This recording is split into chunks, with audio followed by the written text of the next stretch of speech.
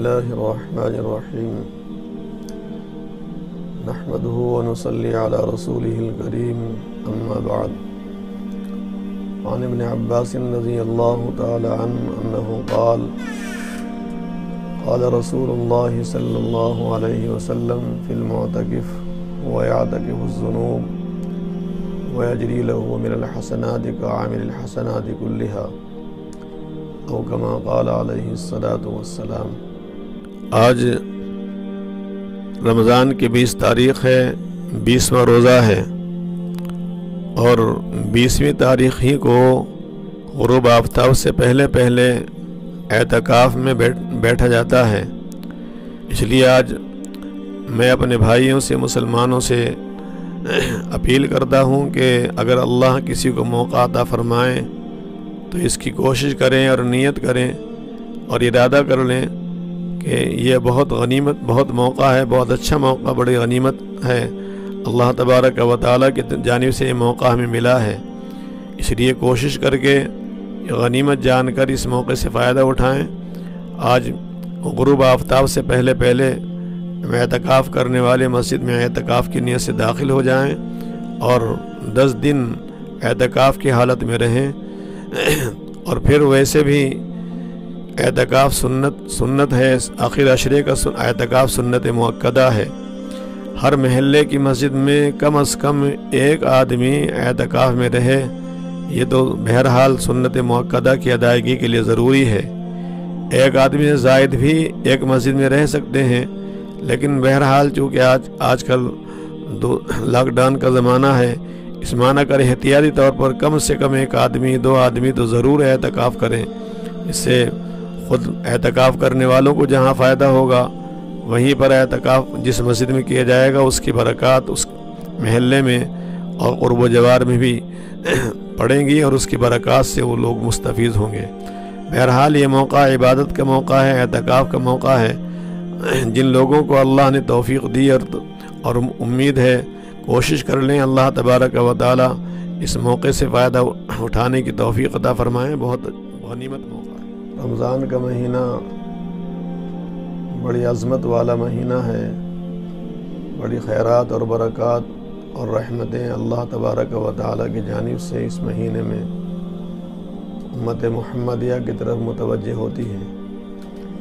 اس مہینے کی فضیلت اس معنی کر بھی بہت بڑھی ہوئی ہے کہ اس مہینے میں اللہ رب العالمین نے ایک رات رکھی ہے جس کو شب قدر کہتے ہیں۔ اس رات میں اگر کسی کو عبادت میسر ہو جائے تو ایک رات کی عبادت 1000 مہینوں سے افضل ہوتی ہے۔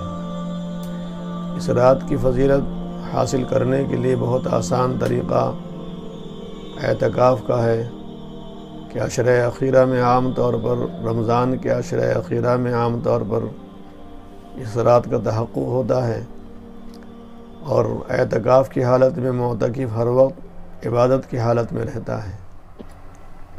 ویسے بھی اللہ تبارک و تعالی کے پاک نبی محمد عربی صلی اللہ تعالی علیہ وسلم مدینہ طیبہ میں مستقل ہر سال رمضان المبارک کے آخر عشرے کا اعتکاف فرماتے تھے۔ یہ اعتکاف سنت مؤکدہ ہے اور بڑی فضیلتوں کا حامل ہے۔ حدیث پاک میں آتا ہے، نبی کریم صلی اللہ تعالی علیہ وسلم نے ارشاد فرمایا کہ جو مسلمان عشرہ اخیرہ کا اعتکاف کرے، اللہ تبارک و تعالی اسے 2 حج اور 2 عمروں کا ثواب دیتے ہیں۔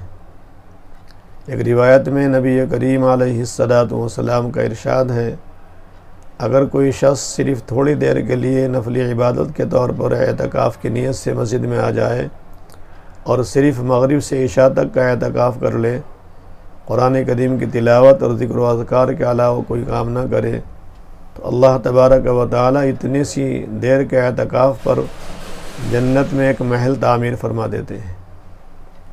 بہرحال اعتکاف کے بڑے فضائل ہیں جو حدیث پاک پڑھی ہے۔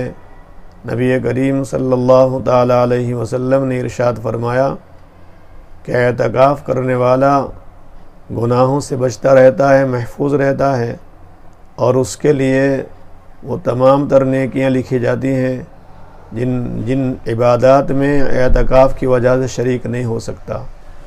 اگر اعتکاف نہیں کرتا تو ان عبادات میں وہ شرکت کرتا تو ایسی عبادات بغیر کیے ہوئے اسے مل جاتی ہیں۔ 24 گھنٹے ہر وقت عبادت کی حالت میں رہتا ہے، اگر سو بھی رہا ہے تب بھی وہ عبادت کی حالت میں ہے۔ حدیث شریف میں نبی کریم صلی اللہ تعالیٰ علیہ وسلم کا ارشاد ہے کہ اگر کوئی شخص ایک دن کا اعتکاف کر لے تو اس کے اور جہنم کے درمیان 3 خندقیں حائل ہو جاتی ہیں، اور ہر خندق اس میں سے ہر خندق کی مسافت اتنی ہے، اس سے بھی کہیں زیادہ ہے جیسا کہ آسمان و زمین کا فاصلہ۔ بہرحال اعتکاف کے بڑے فضائل ہیں۔ اعتکاف حقیقت میں اہم ترین عبادت ہے اور اللہ تبارک و تعالیٰ کی محبت اور قرب کا ذریعہ ہے۔ اللہ کے در پر آ پڑنا اور مخلوق سے کنارہ کشی کر لینا یہ اللہ کو بہت پسندیدہ اور محبوب ہے۔ اعتکاف کی حالت میں یہ بات میسر ہوتی ہے۔ 24 گھنٹے عبادت کی حالت میں گزرتے ہیں، اس لیے جہاں تک ممکن ہو اعتکاف کے اس موقع کو غنیمت جان کر عبادت کے طور پر ادا کرنے کی کوشش کرنا چاہیے۔ اگر کسی کو پورے عشرے کی توفیق نہیں ہوتی تو ویسے بھی نفلی طور پر رات میں یا دن میں کسی بھی وقت مسجد میں آ کر اعتکاف کی نیت سے آ جائیں، ذکر و اذکار میں لگ جائیں، یہ بھی بہرحال ایک موقع ہے۔ اللہ تبارک و تعالی مجھے بھی اور سب لوگوں کو عمل کی توفیق عطا فرمائے اور ہمیں اس موقع سے فائدہ اٹھانے کی توفیق بخشے۔ وآخر دعوانا